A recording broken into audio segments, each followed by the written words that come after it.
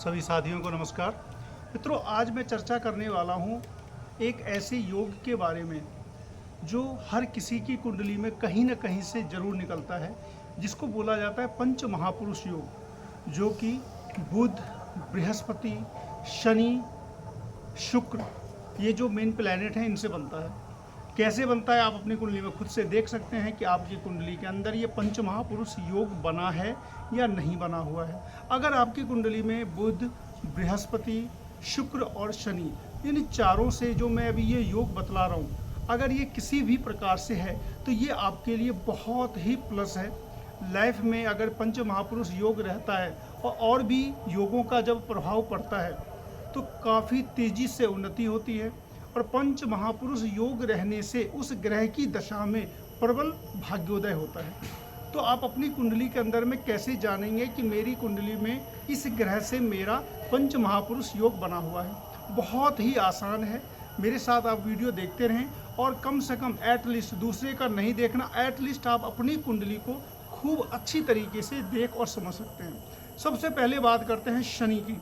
मित्रों, शनि जब भी स्वगृही होकर के या फिर उच्च होकर के आपके लग्न कुंडली में केंद्र में आ जाएंगे तो पंच महापुरुष योग बनेगा। यानी कि स्वगृही होते हैं 10 नंबर में और 11 नंबर में, यानी कि मकर में और कुंभ में, और उच्च होते हैं तुला राशि में। यानी कि 10 नंबर का, 11 नंबर का और 7 नंबर का शनि अगर आपके लग्न कुंडली में फर्स्ट हाउस में, फोर्थ हाउस में, सेवेंथ हाउस में या फिर 10th हाउस में है तो शनि के द्वारा पंच महापुरुष योग बना, जिसको कि शश योग कहा जाता है। तो किसी की भी कुंडली में अगर पंच महापुरुष योग बना तो उस ग्रह से संबंधित आपको लाभ होता है। अब हम बात करते हैं मंगल से संबंधित जो पंच महापुरुष योग होता है। इस कुंडली, ये जो वीडियो है इसमें आप खुद से देख सकते हैं कि किस प्लैनेट ने आपके कुंडली में कौन सा पंच महापुरुष योग बनाया हुआ है। शनि के बारे में हो गया। अब करते हैं बात मंगल की। मंगल भी अगर स्वगृही होकर के या उच्च होकर के आपके केंद्र में है, 1 नंबर और 8 नंबर में मंगल स्वगृही होते हैं, यानी कि मेष में और वृश्चिक में। मकर में उच्च होते हैं, यानी कि नंबर 1, नंबर 8, नंबर 10 का मंगल अगर आपके लग्न में चौथे भाव में, 7वें भाव में या फिर 10th हाउस में है तो मंगल के द्वारा पंच महापुरुष योग बनेगा, जिसको कि रोचक योग कहा जाता है, जो कि अभी बना हुआ है। मैं हमेशा जब वीडियो बनाता हूं तो विभिन्न राशियों के मैं बतलाता हूं कि अभी इस मंगल ने इस राशि में अभी पंच महापुरुष योग बनाया है, शनि ने बनाया है। तो अभी जैसे कि बहुत सारी ऐसी राशियां हैं जिनकी कुंडली में मंगल के द्वारा रोचक योग और शनि के द्वारा शश योग बना हुआ है।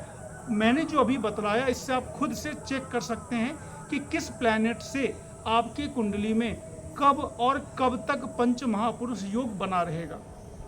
अब हम बात करते हैं गुरु बृहस्पति की। तो बृहस्पति भी स्वगृही होकर के या फिर उच्च होकर के अगर आपके केंद्र में है तो हंस नामक पंच महापुरुष योग बनाते हैं। अब क्या होगा, बृहस्पति 9 नंबर और 12 नंबर, धनु और मीन इनकी अपनी राशि है, उच्च होते हैं कर्क में, यानी कि 4 नंबर में। इसका मतलब ये हो गया कि 9 नंबर, 12 नंबर और 4 नंबर, इन तीनों नंबर का अगर बृहस्पति आपके केंद्र यानी कि लग्न में चौथे में, 7वें में या 10वें में है तो बृहस्पति के द्वारा पंच महापुरुष योग बना, जिसको कि हंस योग कहा जाता है। अब हम बात करते हैं बुध की। बुध भी अगर आपकी कुंडली में स्वगृही या फिर उच्च होकर के, तो स्वगृही और उच्च जो भी होता है बुध का 3 नंबर और 6 नंबर, यानी कि मिथुन और कन्या। तो अगर आपकी कुंडली में मिथुन या कन्या का बुध अगर आपके लग्न में चौथे में, 7वें में या 10वें में है तो बुध के द्वारा पंच महापुरुष योग बना, जिसको कि भद्र योग कहते हैं। अब बात आती है शुक्र की। शुक्र भी अगर स्वगृही होकर के या फिर उच्च होकर के अगर आपके केंद्र में है, शुक्र वृषभ राशि और तुला राशि में स्वगृही होते हैं और उच्च होते हैं मीन राशि, यानी कि 2 नंबर, 7 नंबर और 12 नंबर, इन तीनों का शुक्र अगर आपकी कुंडली में अगर first house, fourth house, 7th या फिर 10th हाउस में है तो ये एक शुक्र के द्वारा पंच महापुरुष योग बनता है, जिसको कि मालव्य योग कहते हैं। तो मालव्य योग, भद्र योग, हंस योग और शश योग, ये जो योग बतलाए मैंने, ये पंच महापुरुष योग होते हैं, जन्मकालीन भी होते हैं, गोचर में भी बनता है। और जब जन्मकालीन होता है तो उसका भी काफ़ी लंबा रिजल्ट होता है, बहुत समय तक उसका इफेक्ट रहता है, लाइफ टाइम उसका जो योग का जो फल होता है वो जिसकी कुंडली में वो होता है वो मिलता रहता है। और गोचर में जब कभी भी पंच महापुरुष योग बनता है तो जिसकी कुंडली में, जिसके लग्न से, जिसके चंद्र से बनता है, उसको उससे संबंधित लाभ होता है। तो इस तरीके से आप अपनी कुंडली के अंदर में खुद से शुक्र का, शनि का, बृहस्पति का, बुध का, मंगल का, इन सब का खुद से आप अपना पंच महापुरुष योग देख सकते हैं। अगर आपको एक बार में दिक्कत हो तो एक बार और देख करके कम से कम पंच महापुरुष योग के बारे में कंप्लीट जानकारी आप ले सकते हैं।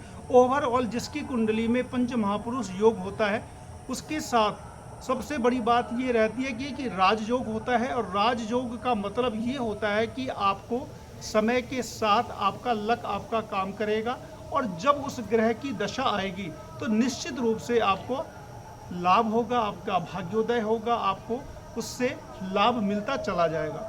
मित्रों, लाइक शेयर सब्सक्राइब जरूर करें। मिलते हैं नेक्स्ट वीडियो में, तब तक के लिए नमस्कार।